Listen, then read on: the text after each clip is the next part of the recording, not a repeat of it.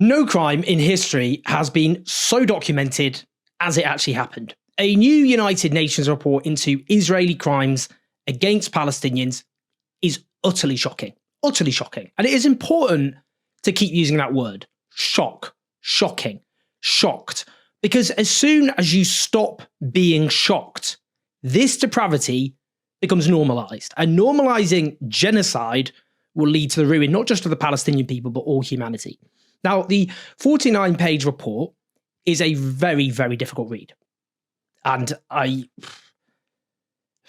not saying that lightly.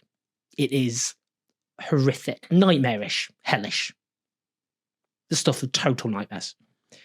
The report finds, and I quote, Israel has increasingly employed sexual, reproductive, and other forms of gender-based violence against Palestinians as part of a broader effort to undermine their right to self-determination and carried out genocidal acts through the systematic destruction of sexual and reproductive healthcare facilities. Before I continue, and we will talk about this report, before I continue, where are all the liberal feminists, or as other feminists disparagingly call them, the white feminists? Allegations about sexual violence committed by Hamas militants on 7th of October, very serious allegations, were very widely covered and indeed centred. Indeed, they were presented as evidence about the almost unique barbarism of the 7th of October and used to justify, I would know, everything that happened, the genocidal mayhem that happened, committed by Israel with the facilitation of the Western governments and media. Now, there was a detailed report here which details, and again I quote, a broad range of violations perpetrated against Palestinian women, men, girls, and boys across the occupied Palestinian territory since the 7th of October 2023 that constitutes a major element in the ill treatment of Palestinians and a part of the unlawful occupation and persecution of Palestinians as a group. Now, let's be very clear. Brilliant feminist activists and writers have spoken out, and clearly the failure to speak out about Israel's genocide is in no way a phenomenon specific to modern feminism, alas. The point is there is overwhelming evidence about sexual violence and other gender-based violence we'll talk about with genocidal implications perpetrated by the Israeli state. And yet, not only is this not treated as an intolerable scandal, the Western media has left the vast majority of its audiences completely unaware of it. Now, to be clear, this report goes very, very much into a lot of grim detail, because what it does is it discusses how Israel's attacks on healthcare facilities for women constitute genocidal acts. This is, according to the report, violence directed at people because of their actual or perceived reproductive capacity. The findings, I'm afraid to say here, are just grotesque. Let me just read this. Sexual and reproductive healthcare facilities have been systematically destroyed across Gaza, including maternity hospitals and maternity wards of hospitals and Gaza's main in vitro fertility clinic. Israeli authorities deliberately destroyed such healthcare facilities, rendering them non-functional, while simultaneously imposing a siege and preventing humanitarian assistance at scale, including necessary medications and equipment to ensure safe pregnancies, deliveries, and neonatal care.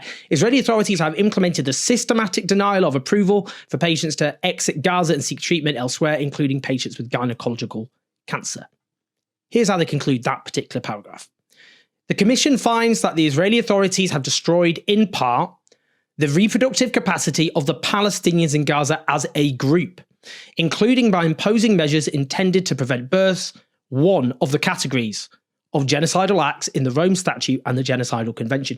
This is extremely important to establish. When genocide as a crime is investigated and tried, the most difficult element is always intent, because it's not defined by action.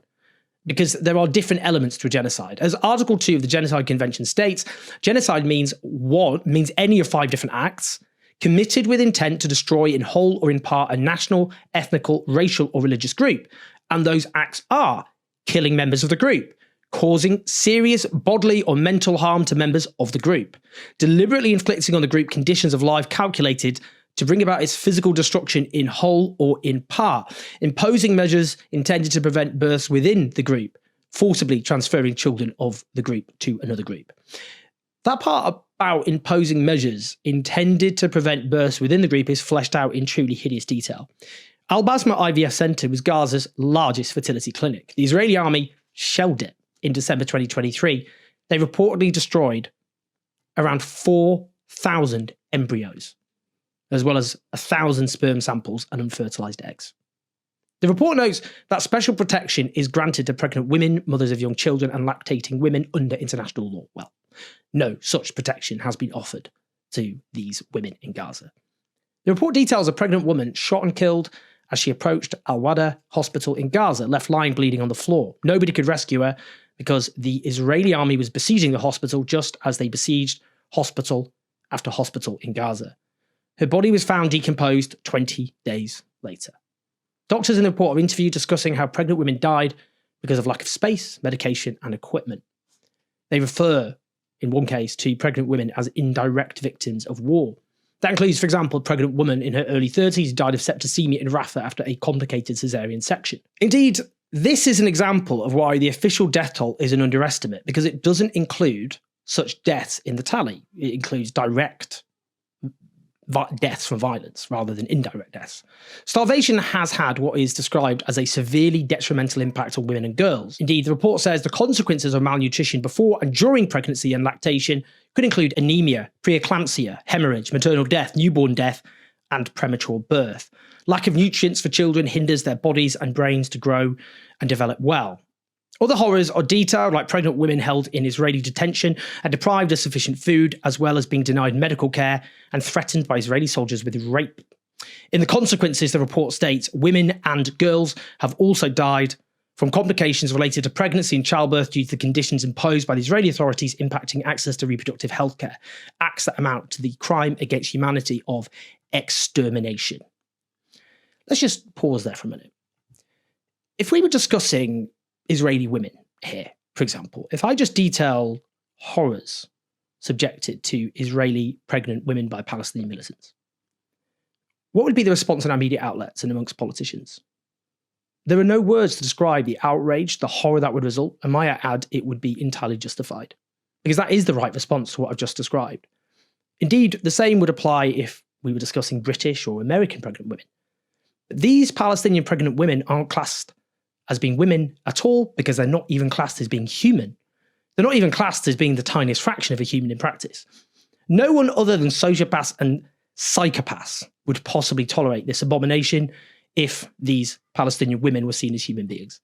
So where are the so-called liberal feminists, who others call white feminists, a description which, to be fair, more than explains why they're not speaking out about women they clearly do not see as their sisters. Now, the report detailed Israel's systematic use of sexual and gender-based violence. It goes through how Palestinian women are increasingly subjected to online harassment and smear campaigns, including doxing, where private information about an individual is shared with the objective of humiliating and isolating them.